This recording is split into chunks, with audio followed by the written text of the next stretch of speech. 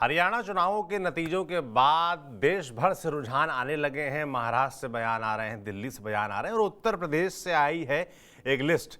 10 सीटों पर जो उपचुनाव होने हैं उसको लेकर अखिलेश यादव ने पहली चाल चल दी है और 6 उम्मीदवार घोषित कर दिए हैं। तो इन उम्मीदवारों में कौन लोग हैं, इन उम्मीदवारों के जरिए कांग्रेस को कैसे झटका दिया है अखिलेश यादव ने और कैसे अपने पीडीए के फॉर्मूले को आगे बढ़ाया है, इस पर विस्तार से बात करेंगे। बात करने के लिए होंगे हमारे साथ हमारे वरिष्ठ साथी कुबूल जी। कुबूल जी, 6 नाम सामने आ गए हैं, 10 सीटों पर उपचुनाव होना है। अखिलेश यादव जरा भी देरी करने के मूड में नहीं है। जो देरी कांग्रेस ने हरियाणा में की, एकदम अंतिम दिन लिस्ट जारी करके अखिलेश वो गलती नहीं करना चाहते हैं। अखिलेश यादव ने अपने पीडीए फॉर्मूले के तहत 6 नाम घोषित कर दिए हैं। पहले हम नाम बता देते हैं। करहल से तेज प्रताप यादव चुनाव लड़ेंगे, जिनका लंबे समय से टिकट वेटिंग में चल रहा था। चर्चा थी कि लोकसभा लड़ेंगे, आजमगढ़ से, कन्नौज से, कहीं काम नहीं बना और अब उनको विधानसभा जो करहल सीट जो अखिलेश यादव ने खाली की थी वो मिल गई है। सीसामऊ से नसीम सोलंकी को टिकट दिया गया है। इरफान सोलंकी की पत्नी, फूलपुर से मुस्तफा सिद्दीकी, मिल्कीपुर से अजीत प्रसाद जो कि अवधेश प्रसाद के बेटे हैं। अयोध्या की मिल्कीपुर सीट है। कटहरी से शोभावती वर्मा है और मंझवा से ज्योति बिंद। ये 6 नाम अखिलेश यादव ने आज जारी कर दिए हैं। अब आपको समझते समझाते हैं कि भाई आखिर ये जल्दी जारी करने के पीछे क्या मकसद है, कांग्रेस को कैसे झटका दिया गया है और इन नामों के पीछे क्या गुणा गणित है। देखिए, इसमें शुरुआत कर देते हैं भाई साहब करहल से ही, क्योंकि करहल अगर चुनाव के लिहाज से देखेंगे तो मुझे लगता है कि समाजवादी पार्टी के लिहाज से यहाँ उनको एज दिखता है, क्योंकि भाई उनकी पारिवारिक पारंपरिक सीट है। अखिलेश यादव, मुलायम सिंह यादव, तमाम लोग यहाँ से लगातार जीतते रहे हैं और अब तेज प्रताप यादव का नंबर लगा है।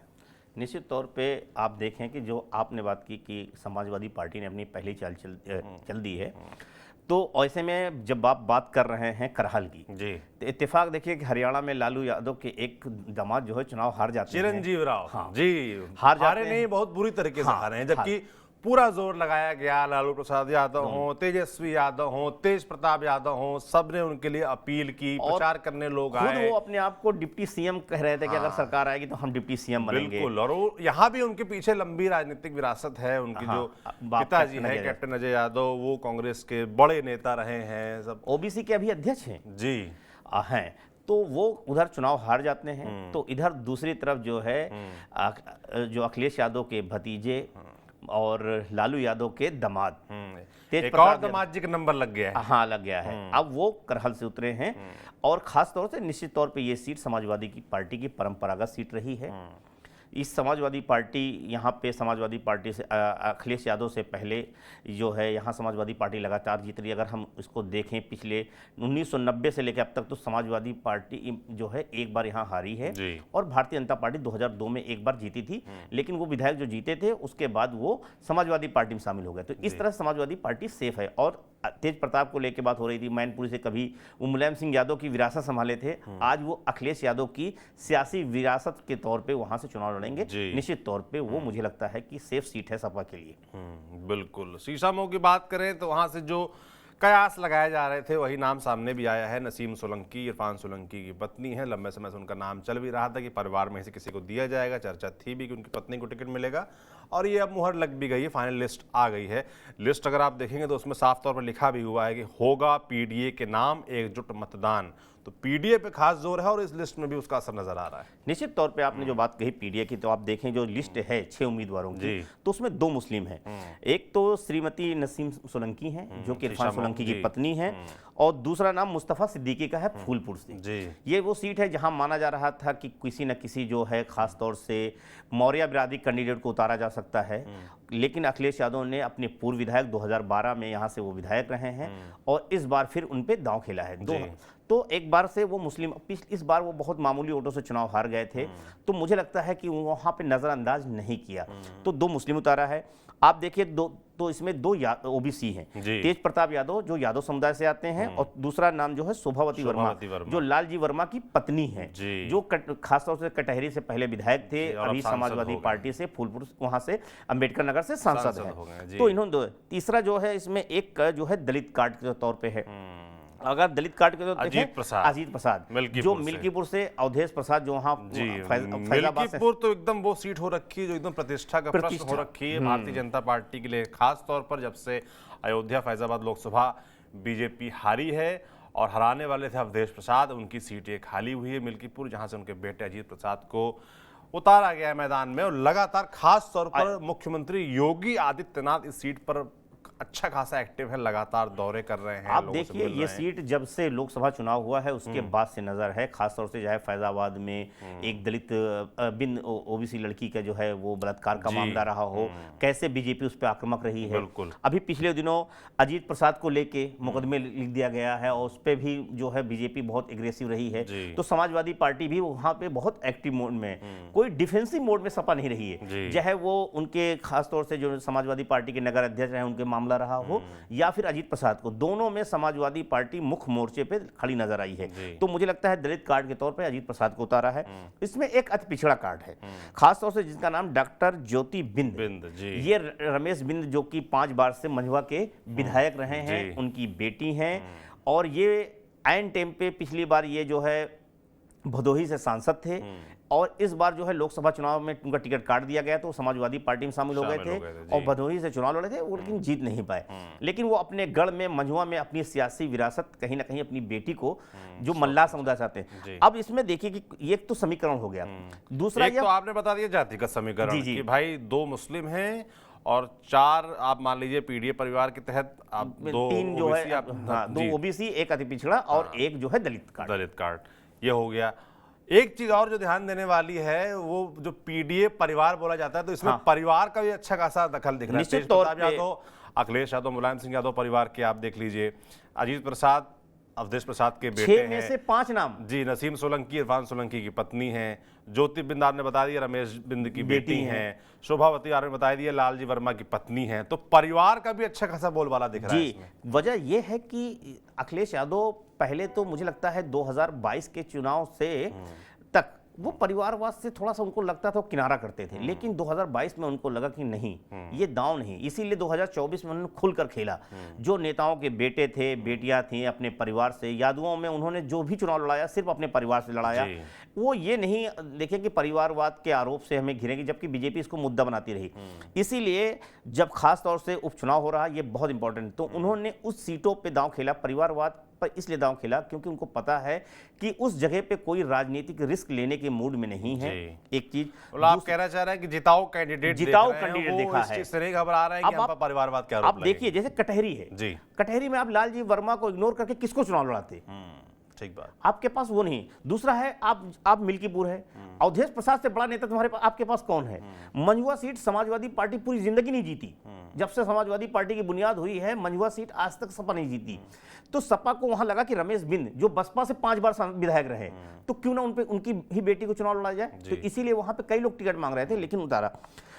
इसके अलावा जो है आप तेज प्रताप करहल जो उनकी परंपरागत सीट है, यहाँ पे वो किसी और को ला के चुनाव लड़ाने का जोखिम नहीं ले सकते थे, तो इसलिए करहल में वो तेज प्रताप जिसको खासतौर से आप अब इसी बात को देखिए फिर बीजेपी मुद्दा बनाएगी कि क्या समाजवादी पार्टी के पास कोई और यादव बिरादरी का आदमी नहीं था, करहल तो सेफ सीट थी, आपने किसी और को टिकट क्यों नहीं दे दिया? इस तरह की बीजेपी निश्चित तौर सवाल खड़े करेगी। इसी तरह की जो अन्य परिवार के लोगों को टिकट दिया गया वहां भी यही बात कही जाएगी, बीजेपी इसको मुद्दा तो बनाएगी स्वाभाविक। देखिए बीजेपी, लेकिन मैंने देखा कि लोकसभा चुनाव से अब सपा इसको लेके बहुत ज्यादा वो नहीं, क्योंकि लोकसभा चुनाव में वो फेवर में गया है और सपा को लग रहा है कि हम इससे जितना ही किनारा करेंगे वो हमारे लिए जोखिम होगा, तो इसलिए जिसको मर्जी हो खूब खुलकर खेलो। अब वो चाहते हैं कि वो मनाएंगे, तो उसके अपोजिशन में काउंटर प्लान में वो कहते हैं कि आप उनको देख लिए लिस्ट, वो भले ही नाम नहीं लेते लेकिन कहते हैं। लेकिन अखिलेश यादव जान रहे हैं कि अगर हमने इन नेताओं को, इनके बेटे बेटियां पत्नी को नजरअंदाज करके किसी नया एक्सपेरिमेंट किया, तो कहीं ऐसा ना हो कि जो वहां पे सेफ सीट है या जीत का फार्मूला है वो कहीं गड़बड़ा ना जाए। उनकी जोखिम, नाराजगी नहीं जोखिम लेना चाहते। आप कटहरी में लालजी वर्मा को नाराज करके किसके और दांव खेलेंगे, क्योंकि वो सीट इनकी रही नहीं है, वो बसपा की परंपरागत रही है, हालांकि वो लालजी वर्मा बसपा के नेता रहे हैं, तो इस तरह की भी चीजें रही। दूसरी तरफ जो है आप देखिए अजीत प्रसाद, मैंने कहा ना अजीत प्रसाद जो खास तौर से उनके बेटे हैं, लंबे समय से उनकी बात हो रही थी। तीसरी चीज जो है इसमें आप देखेंगे कि इसमें जो खास तौर से जो मुस्लिम में भी उतारा है, तो 2 मुस्लिमों में एक इन्होंने ओबीसी मुस्लिम से उतारा है जी। और एक अपर क्लास मुस्लिम से उतारा है। अब इसमें नसीम सोलंकी जो कि मुसलमानों में आते हैं, दुनिया कौम से माने जाते हैं, तो वो हैं तेली। दूसरी तरफ मुस्तफ़ा सिद्दीकी, ये थोड़ा सा अपर क्लास से हैं, शेख समुदाय से हैं, मगर फूलपुर में इनका अपना राजनीतिक जो है दबदबा है जी। इसमें कोई शक नहीं। एक और चर्चा का विषय, चर्चा का बिंदु है जिस पर मुझे लगता है चर्चा हमें करनी ही चाहिए। कल आया है हरियाणा का रिजल्ट, बेशक, जिसमें कांग्रेस को बिल्कुल आप मानिए कि तमाम जानकार एग्जिट पोल कह रहे थे कांग्रेस जीतेगी, मगर कांग्रेस गई हार, बीजेपी ने तगड़ी वापसी की और बीजेपी ने चुनाव जीता। आप कांग्रेस का परफॉर्मेंस अगर जम्मू कश्मीर में भी देखेंगे तो वहां भी कोई खास नहीं रहा, मात्र 6 विधायक उसके जीत पाए और उसमें भी जम्मू रीजन में सिर्फ 1 और 5 जो है कश्मीर रीजन में जीते, तो वहां भी कांग्रेस का परफॉर्मेंस अच्छा नहीं रहा। उसके बाद आप देखिए संजय सिंह का बयान आ रहा है, राघव चड्ढा का ट्वीट आ रहा है, आप संजय राउत का महाराष्ट्र से बयान आ रहा है, तो सब कांग्रेस के अगेंस्ट कहीं ना कहीं आ रहा है। देखिए सबका साथ नहीं लिया, इंडिया गठबंधन के तहत नहीं लड़े, तो आप देखिए कहीं ना कहीं दबाव बनने लगा है और उसका असर उत्तर प्रदेश में जो लिस्ट आई है उस पर भी दिख रहा है।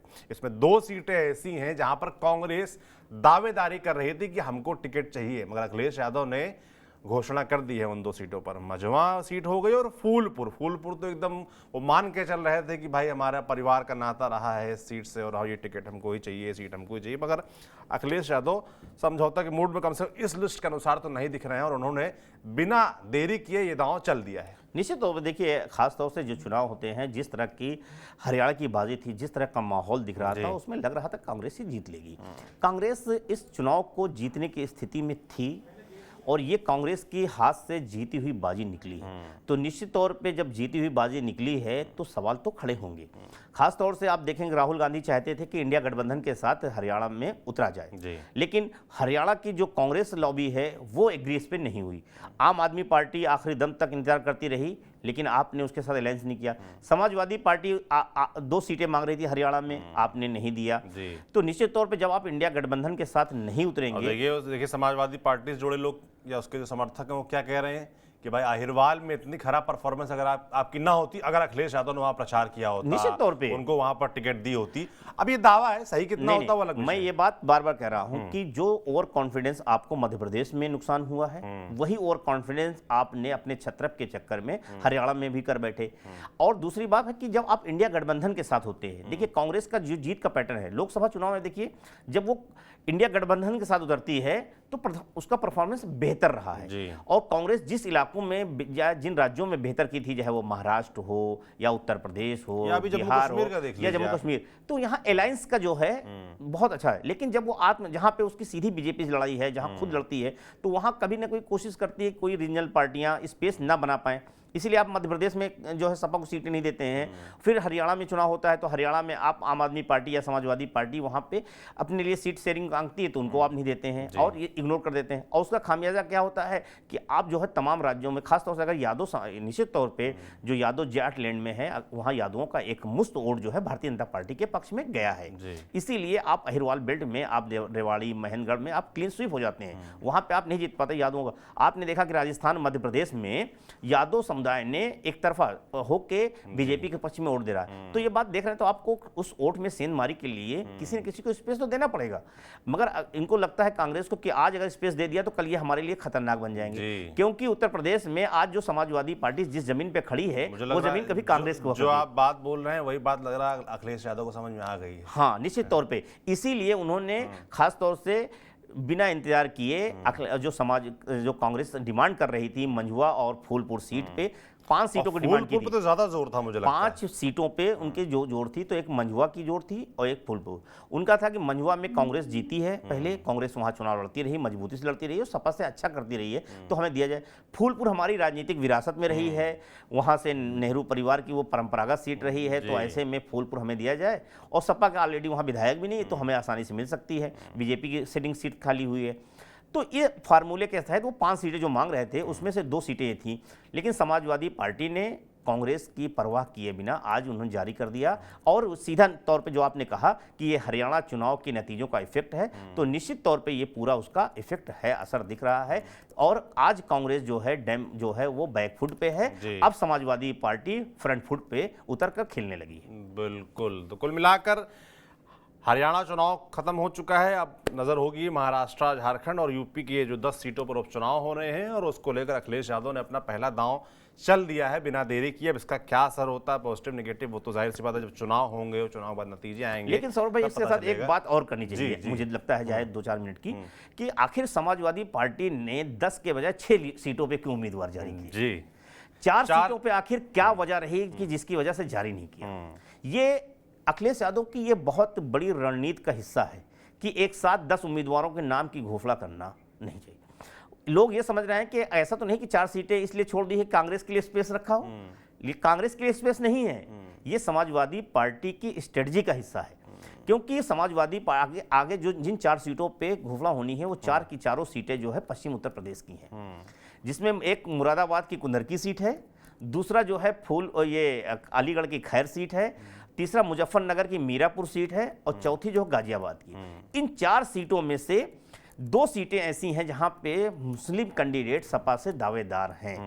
चाहे वो कुंदरकी से हाजी रिजवान का चुनाव लड़ना काफी तय माना जा रहा, इसी तरह से मीरापुर में कादिर राणा का चुनाव लड़ना तय माना जा रहा है। अब बात यह है कि समाजवादी पार्टी अगर आज 6 लोगों के साथ जो है 8 लोगों की लिस्ट या 10 लोगों की जारी करती और उसमें 4 मुस्लिम होते तो निश्चित तौर पे समाजवादी पार्टी पे सवाल उठते। यही वजह है कि अखिलेश यादव नहीं चाहते कि बीजेपी इन मुद्दों को लेकर कोई नैरेटिव बनाए, अभी फिलहाल कोई एजेंडा सेटिंग करे। तो इसीलिए समाजवादी पार्टी ने 10 के बजाय 6 घोषित किया ताकि पीडीए का फार्मूला बना रहे।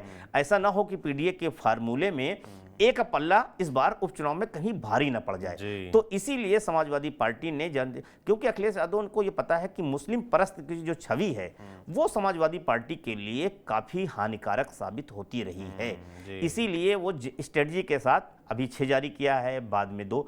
इसमें उन्होंने एक तरह से 2 विकल्प खोल रखे हैं। कांग्रेस के लिए भी गाजियाबाद और खैर सीट है कि आप लड़ना चाहें तो यहां से लड़ें, यही सीट में से 2 में से 1 सीट दी जा सकती है, बाकी और सीटें नहीं। आप कह रहे हैं कि 10 में 1 सीट देने को तैयार है खाली मेरे हिसाब से गाजियाबाद सीट ही है जो उनके हिस्से में जा सकती है। और खैर सीट पे भी समाजवादी पार्टी ने अपना कैंडिडेट तलाश लिया है। हालांकि खैर सीट पे कांग्रेस ने भी एक बड़े मजबूत नेता को अपने साथ मिलाया है जो पहले बसपा से वहां चुनाव लड़ चुकी हैं, बसपा के हैं वो। हालांकि उनके पति जाट समुदाय से आते हैं, वो उनकी पत्नी एससी समुदाय से हैं। वो अभी अलका लामा ने 4 दिन पहले उनको शामिल कराया है और ये साफ है कि कांग्रेस वहां से चुनाव लड़ेगी।